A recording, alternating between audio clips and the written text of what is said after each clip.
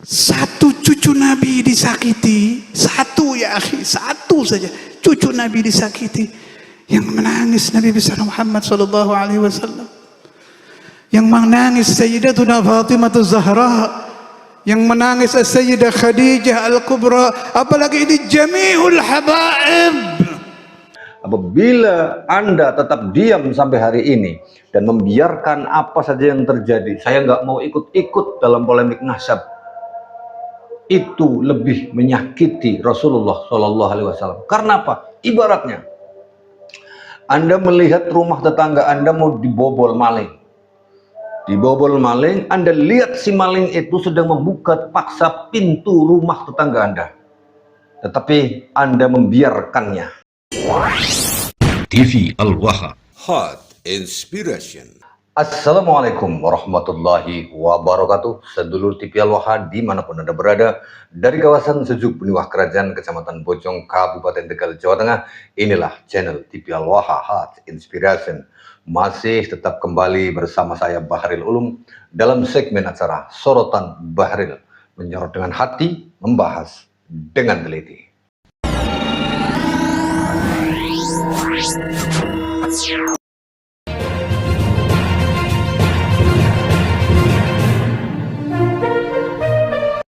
Sedulur TV Al-Waha, kali ini kita akan mendengarkan atau menyoroti seorang Khabib yang saya nggak tahu itu namanya siapa ini. Saya nggak hafal lah, nggak paham, nggak kenal sama dia. Yang jelas dia memberikan statement bahwa kita yang sedang mengkritisi nasab Pak Alwi yang ternyata tidak tersambung sebagai dzurriyyah Rasulullah SAW itu dianggap sedang menyakiti hati Rasulullah SAW dan juga menyakiti hati Sayyidatina Fatimah Az-Zahra.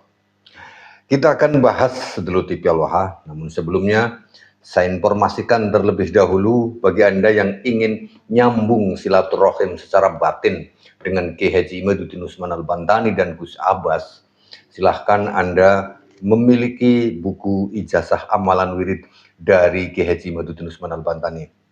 Di buku ini ada ijazah dari Kiai Haji Imaduddin Usman Al-Bantani dan Gus Abbas, di mana dengan mengamalkannya artinya kita telah tersambung secara batin melalui tawasul yang dikhususkan kepada silsilah keilmuan beliau sampai kepada beliau berdua, Kiai Haji Imaduddin Usman Al-Bantani dan Gus Abbas seluruh TV Al-Waha. Silahkan Anda hubungi 088-22 1498123. Insya Allah apabila Anda mengirimkan nama dan alamat, buku ini langsung kami kirim ke alamat Anda.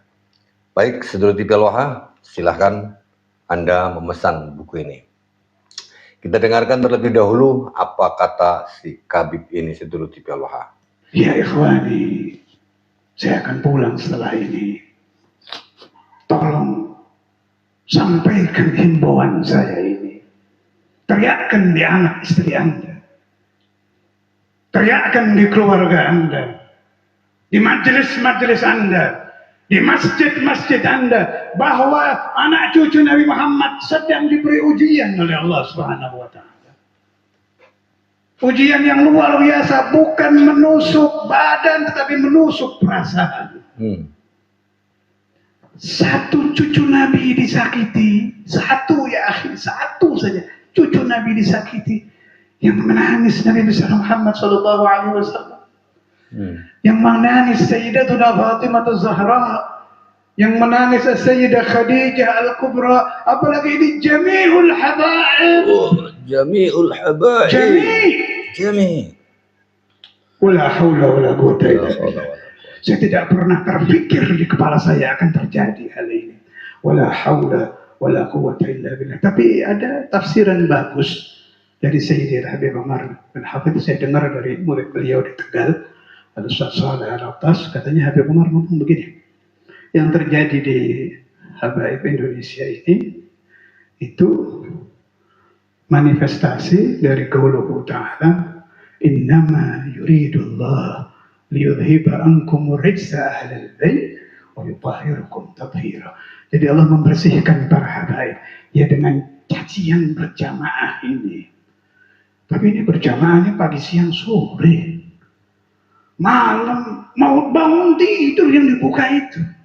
Ya Allah, kalau nanti zaman pencacian habaib ini habis, sudah habis, saya yakinnya anak cucu Nabi Muhammad dimanapun mereka berada akan bangun dengan rohani yang bersih karena dicaci oleh Dajajilatul Ummah. Ada beberapa hal yang bisa kita soroti dari kalimat Habib ini, sedulur TV Aloha. Yang pertama, bahwa dia mengatakan sedang dicaci maki, menjadi ujian, diuji dengan ujian yang sangat-sangat besar. Kalau kita pikir yang namanya ujian itu kan apabila seorang itu mengikuti sedang melakukan sesuatu kebaikan, kemudian ada hal yang tidak enak, bisa jadi itu dinamakan ujian. Tetapi setiap musibah kalau kita sebut sebagai ujian belum tentu kan. Kalau dia maling terus ketangkep, dia bilang dapat ujian, kenapa? Ketangkep polisi, apakah itu disebut sebagai ujian? Kan enggak, itu hukuman. Ketika seorang perampok, koruptor ketangkep oleh KPK, apakah si koruptor itu akan bilang saya baru saja dapat ujian? Kenapa? Ketahuan. Ketahuan bahwa saya korupsi, akhirnya saya ditangkap, saya dapat ujian. Itu bukan ujian, saudara, tetapi hukuman, ya kan begitu. Sama dengan Habib ini. Selama ini mereka mengaku sebagai cucu Nabi Muhammad SAW. Kemudian ketahuan, akhirnya diadili oleh massa.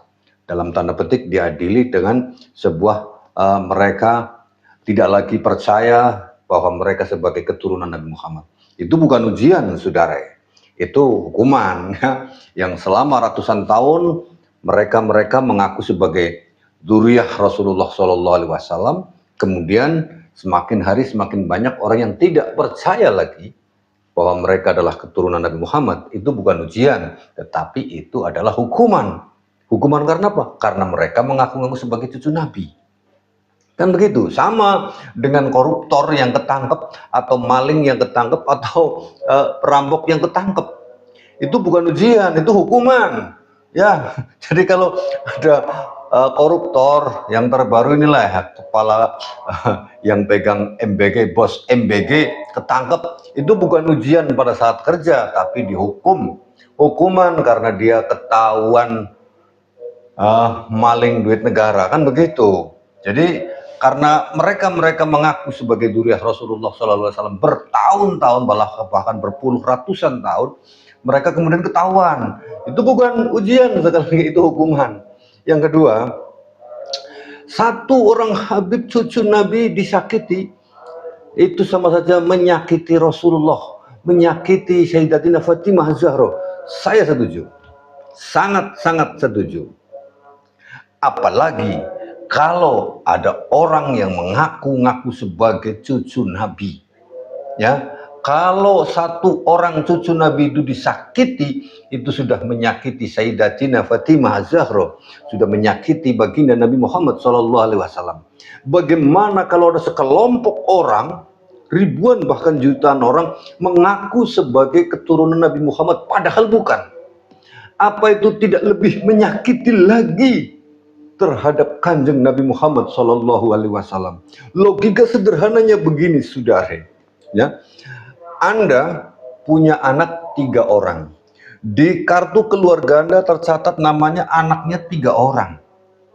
Berikut Anda dan istri Anda menjadi 7 orang keluarga. Dalam kakak itu ada keluarganya 7, berjumlah 7.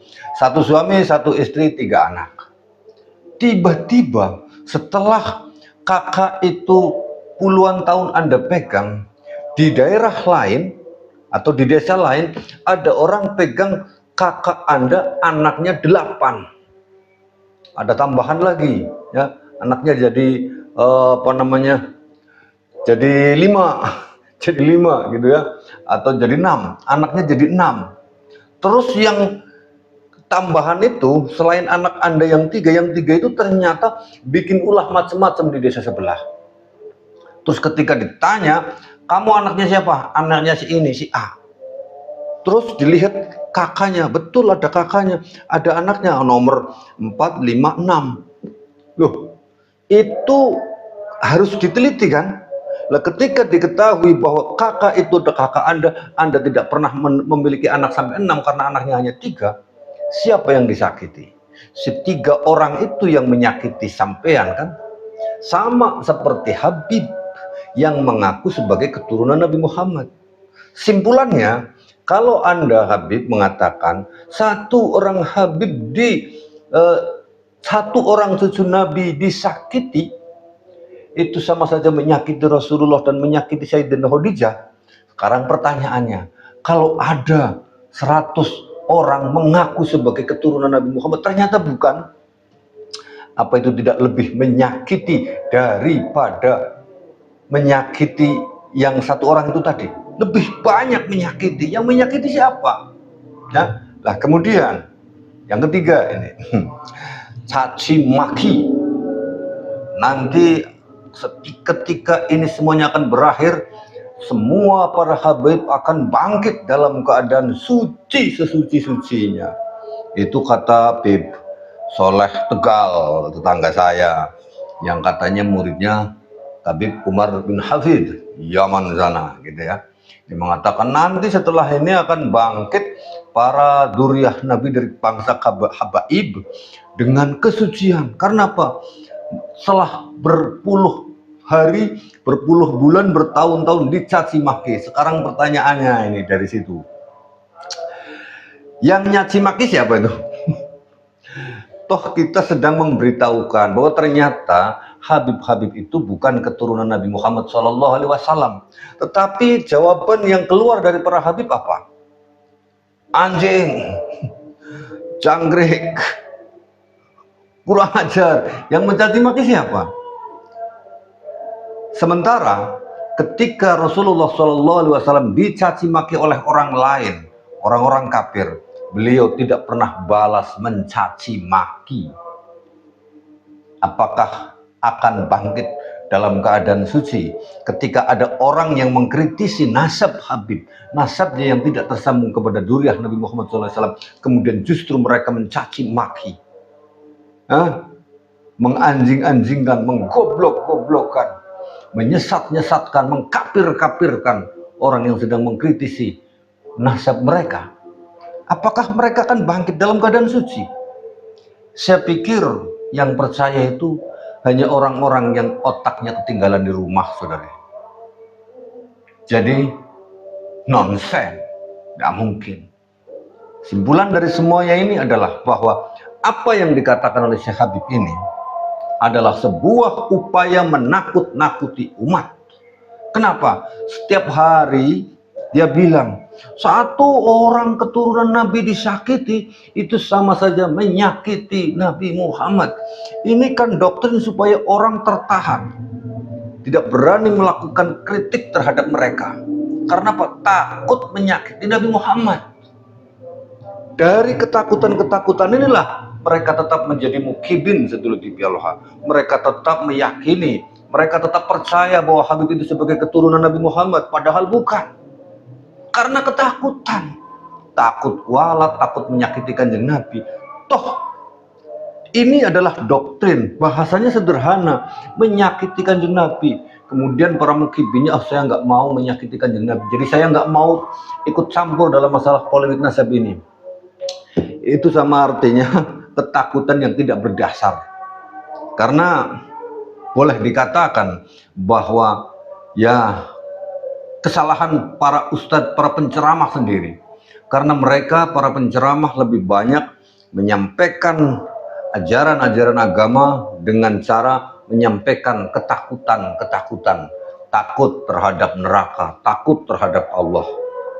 Akhirnya beribadah, beragama dengan penuh ketakutan. Sama seperti ini tentang polemik nasab.